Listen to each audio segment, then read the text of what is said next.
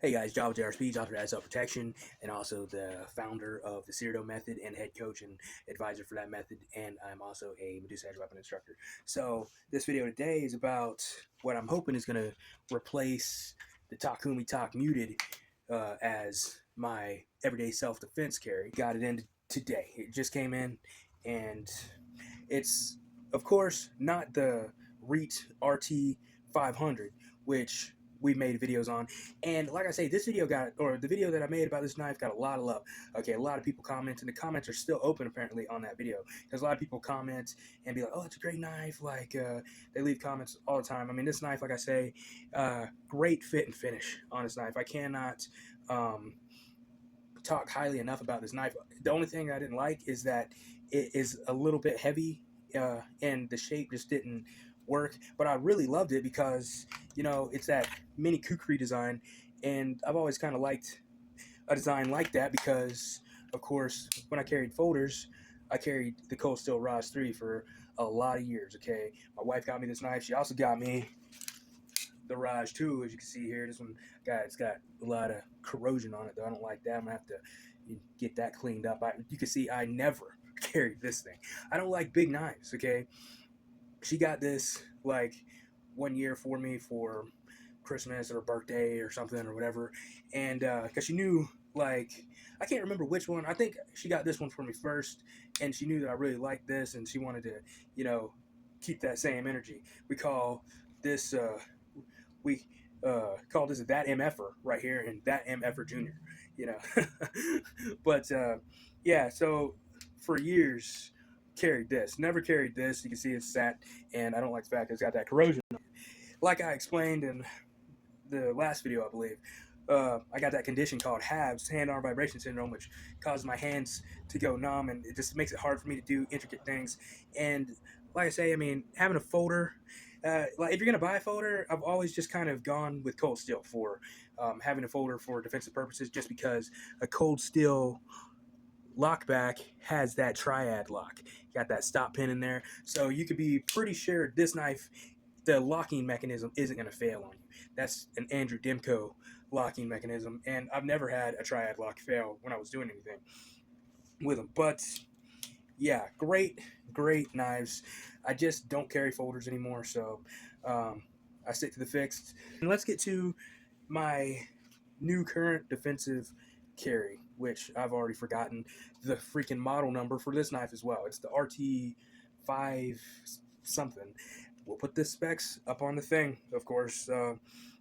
But it became down between this knife and the Boker Tarvos, because something that I do, I try and listen to these books that I have downloaded on Audible. Audible's a great tool, like especially when you're in this field of self-protection, self-defense. It's always good to be absorbing good knowledge, okay? And I found one by a guy named Shock Holloway, and it's called The Mall. And I have actually just been reading that book, well, listening to it on Audible on a regular basis, because really it checks all the bases of all the books that I have in my library. This book, The Mall, I'll put the description of what the book is up here right now. But this book, it really checks all the boxes for me. And I feel if you're going to be a Medusa edge weapon instructor, you should definitely be reading this book on a regular basis, because anything that the Medusa manual kind of leaves you in the dark about, this book kind of fills the gap there. And it's a phenomenal book. The only thing I don't like about this book is the fact that they have this overemphasis on Pakal knives. And because it's digital narration and whatever, they call it Pikel knives. Like, I've heard it so many times in, like, when I'm listening to that book, because I try and listen to that book at least once a week, if not more, when I'm at the park doing what I have to do in the mornings and my morning tasks. I got my earbud in and I'm listening to that book.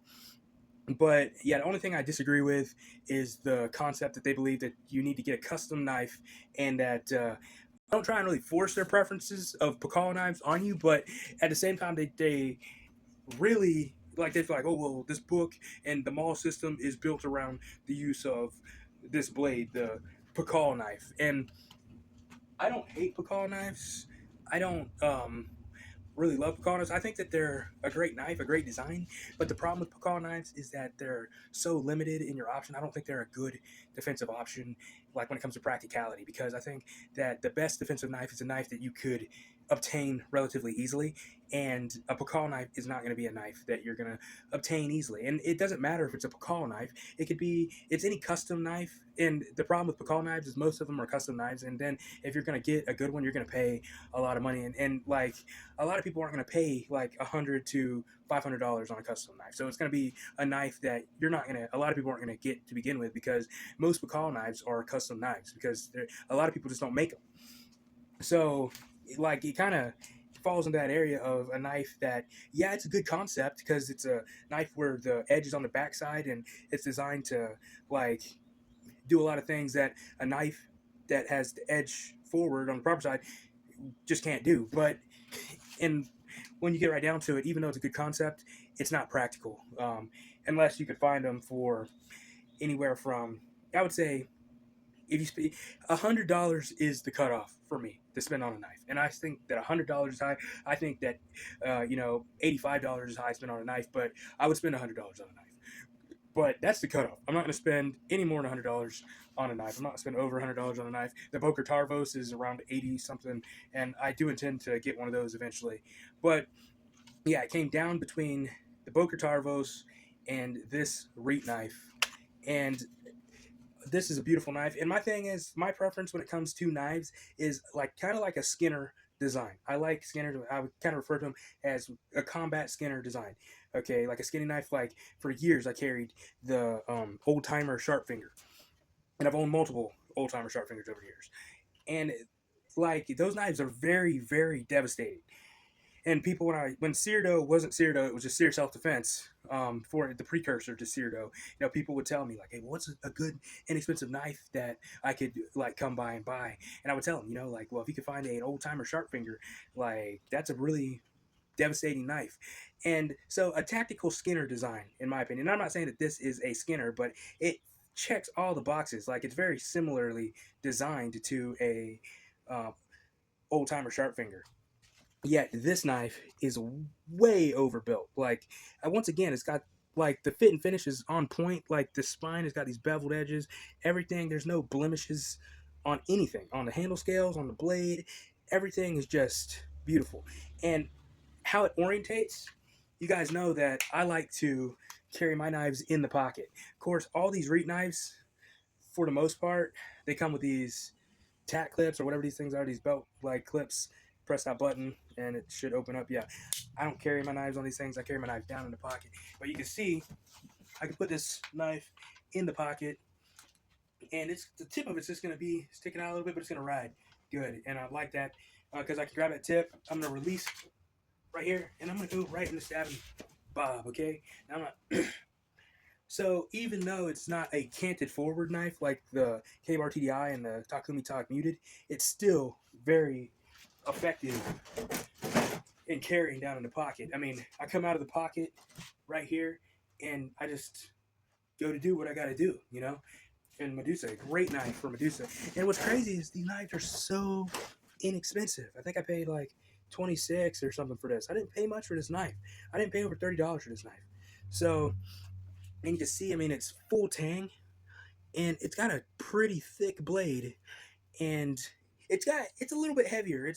I don't feel it's as heavy as the RT-500, but it's heavier than the Takumi Tak Muted, or any K-Bar TDI. So, that's going to come into play, but it's going to be a strong knife, and it's going to do what I need it to do if I ever have to use it for that, and I'm only going to carry it for that. But real quick, a lot of people end up getting killed with knives like this. Okay, this is just a cheap fruit paring knife that I got at Dollar General. Okay, a lot of people lose their knives, or lose their knives. A lot of people lose their lives to kitchen knives. Little thin bladed kitchen knives that'll break real easily. I think they said that, I'll look up the stats, I'll post them here. Like 1,500 people died last year, I think, or something like that, due to just kitchen knives alone. Okay, so I mean, you don't need a real expensive knife. You don't need to buy a TCal knife. I love the knives that TCal put out. I want to get one in the future, but I'm saying like if you go to custom route where like the mall books like trying to say, oh yeah, you should get a custom knife to fit exactly you. If you go that route, you're going to pay a lot of money, and you're going to pay so much money that that's going to be something that you don't want to lose. You want a baby, and that's not the type of knife that you should want when you buy a knife for defense. That's why even I went with this knife kind of over to Tarvos, because I thought, the Tarvos is kind of up there in price, and you get one of those, that's something that I may it may hurt me to lose it in a situation where if I'm in a self defense altercation where I had to pull my knife, life and death situation at that point. I'm gonna be thinking about, oh well, this is a knife that I really like because I paid $80 or 80 plus bucks for it. That's the same as if you're carrying your phone or something that you like, and you got to be willing to just drop everything and run. Sometimes you got to be willing to hand over your possessions and whatnot and stuff like that. And the more something costs, the more something it becomes precious to you, basically, the less you're going to be willing just to give it up, just to drop it and run. And so I tell people, like the phone, I don't buy expensive phones.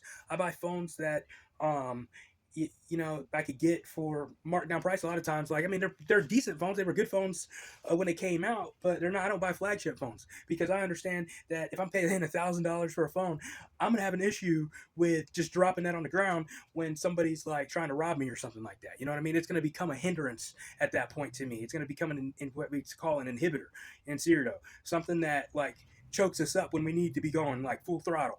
So that's another reason why maybe you don't want to pay over $100 for a knife. So, yeah, guys, this is Java JRP. This is the RT something. We're going to put it right here.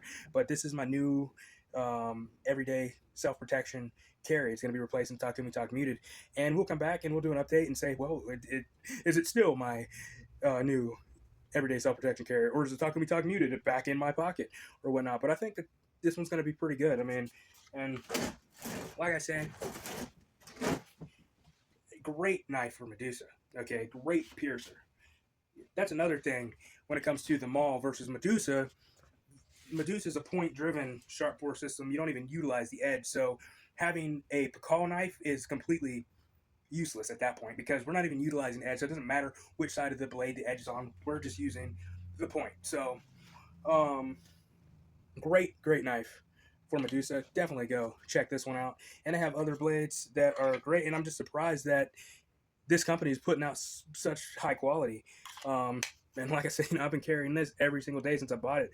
The Odin Wolf W Mini or whatever it was came off the lanyard, and this went on. So, and it's not come off, and great little knife right here as well. And so is the RT-500, the only knife that I could remember its code or its model number, because of course it's an easy one to remember. But great knives, great quality knives. So hey guys, this is Java JRP, Johnson Reat Self Protection. Always remember that the world's a big place and all the dangers are very real. And it's better to be paranoid alive than complacent and dead. And like I always say, I don't expect you guys to go through your life like being paranoid, looking over your shoulder, looking under your bed for the boogeyman. That's no way to live. But like I say, I don't consider myself to be paranoid. I consider myself to be paranoid. So always remember that there is seldomly going to be things in life that are worth your life and your freedoms. So, but if your back's against the wall, somebody's threatening the lives of your family, your kids, your friends, sometimes you're going to have to do what you got to do. But always remember, if you can, it's always better just to walk away. So you guys take it easy.